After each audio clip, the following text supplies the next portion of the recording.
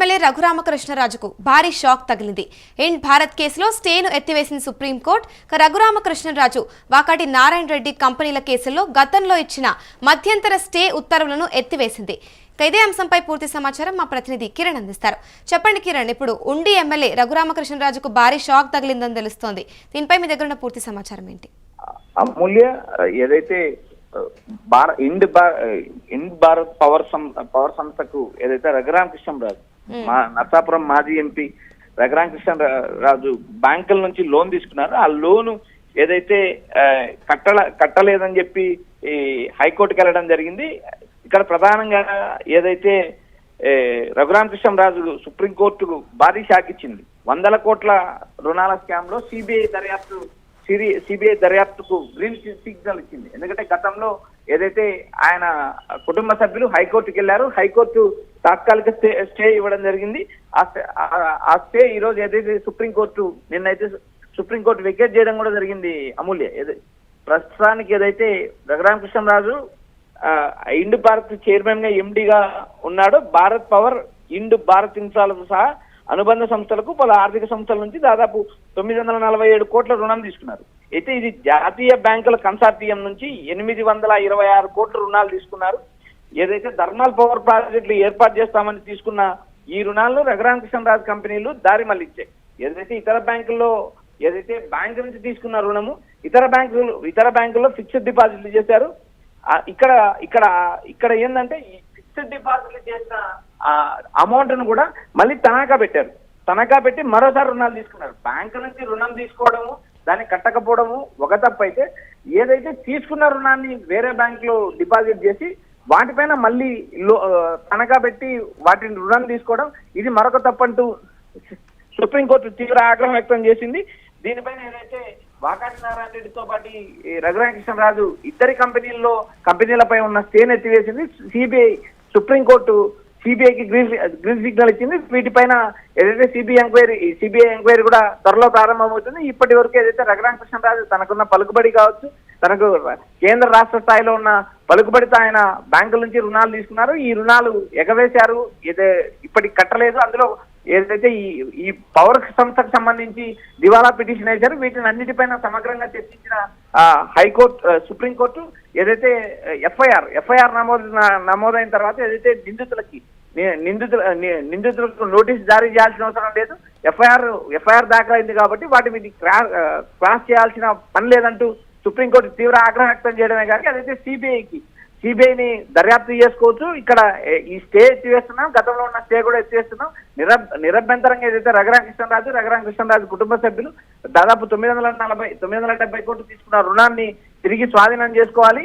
CBI ఎంక్వైరీలో చట్టపరంగా ఏదైతే దోషులు చేస్తారో కఠినంగా శిక్షించాలంటూ ఏదైతే సుప్రీంకోర్టు ఆదేశాలు జారీ చేసింది. వీటిపైన త్వరలో సిబిఐ విచారణ మొదలయ్యే అవకాశాలు ఎక్కువ ఉన్నాయి. అమూల్య, రైట్. మరి ఇప్పుడు చూసుకుంటే ఇప్పుడు ఈ భారత్ కేసులో ఏదైతే ఇండ్ భారత్ కేసు ఉందో దాంట్లో స్టేన్ అయితే ఎత్తివేయడం జరిగింది. మరి దీనిపైన రఘురామకృష్ణరాజు స్పందించారా కిరణ్? అమూల్య, రఘురామకృష్ణరాజు ఇప్పటి వరకు స్పందించలేదు. ఈ రఘురామకృష్ణరాజు ఒక బలమైన వ్యక్తి. గతంలో ఏదైతే వైఎస్ఆర్సీపీ ప్రభుత్వంలో ఉన్నప్పుడు కూడా ఆయన ఎంపీగా ఉన్నారు, నరసాపురం పార్లమెంట్ సభ్యుడిగా ఉన్నారు. ఆయన జగన్మోహన్ రెడ్డిని విభేదించి టీడీపీ కూటమిలో చేరారు. 2024 ఎన్నికల్లో ఉండి నుంచి గెలిచారు. ఉండి గెలిచిన తర్వాత ఆయనకు ఏదైతే CM Chandrababu Naidu deputy speaker పదవి ఇచ్చారు. అయితే ఇప్పటికీ ఈ ఇండ్ భారత్ పవర్ కు సంబంధించిన కేసులో ఆయన ఇప్పటి వరకు ఎలాంటి స్పందన వ్యక్తం చేయలేదు.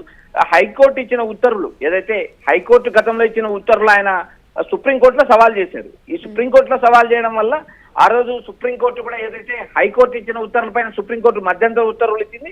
ఈ ఉత్తర్వులు పైన ఏదైతే ధర్మాసనం జస్టిస్ సూర్యకాంత్ ధర్మాసనం విచారణ జరిపింది.